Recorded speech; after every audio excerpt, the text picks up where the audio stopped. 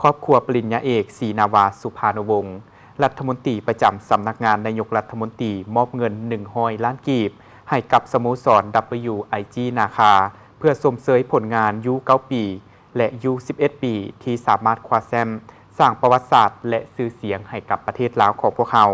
ในรายการแข่งขันกีฬาบานเตะเยาวชนนานาชาติสิงขันวันศาสตร์สาธารณรัฐประชาชนจีนฟรายยิ่งคัพประจำปี 2025 หลังจากที่สโมสร WIG นาคานำทัพพญานาคน้อยยู9 ปีและยู11 ปีคว้าแชมป์ขันวันศาสตร์สป.จีนสำเร็จแล้วกลับคืนมาฮอดประเทศลาวในวันที่ 8 ตุลาต่อมาในวันที่ 9 ตุลา 2025ปริญญาเอกศรีนาวาสุภานวงศ์รัฐมนตรีประจำสำนักงานนายกรัฐมนตรีพร้อมด้วยครอบครัวได้ให้เกียรติเข้าเยี่ยมยามสโมสร WIG นาคาและแสดงความย่องยอสมเสย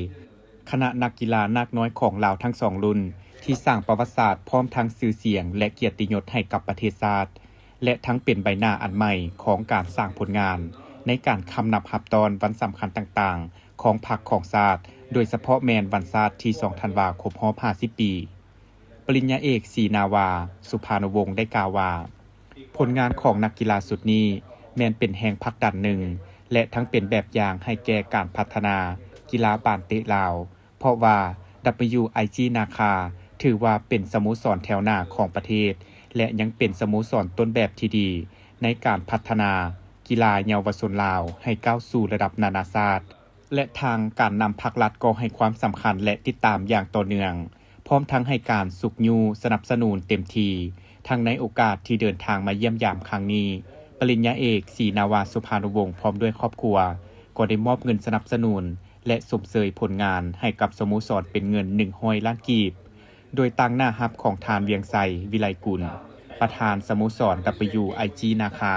พร้อมทางกล่าวแสดงความขอบใจเป็นอย่างยิ่งต่อกับการสนับสนุนอย่างจริงใจของครอบครัวปริญญาเอกศรีนาวาสุภานวงศ์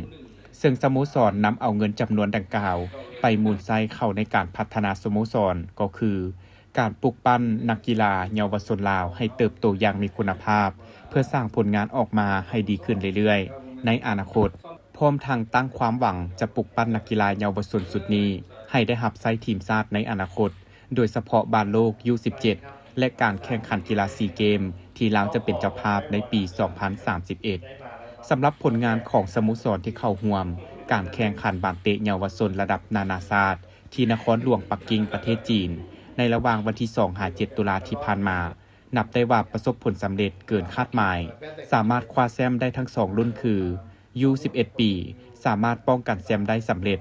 และ U9 ปีได้ถูกรับเชิญเข้าร่วมเป็นครั้งทำอิฐและสามารถคว้าแชมป์ได้สำเร็จสร้างชื่อเสียงให้กับสโมสรและประเทศชาติที่สำคัญยังเฮ็ดให้ผู้คนในหลายประเทศทั่วโลกได้รู้จักกับประเทศลาวผ่านกีฬาบานเตะจากสโมสรที่นำเอานักกีฬาไปแข่งขันพร้อมทางคว้าแชมป์ในรายการแข่งขันดังๆระดับนานาชาติและสากลในระยะผ่านมา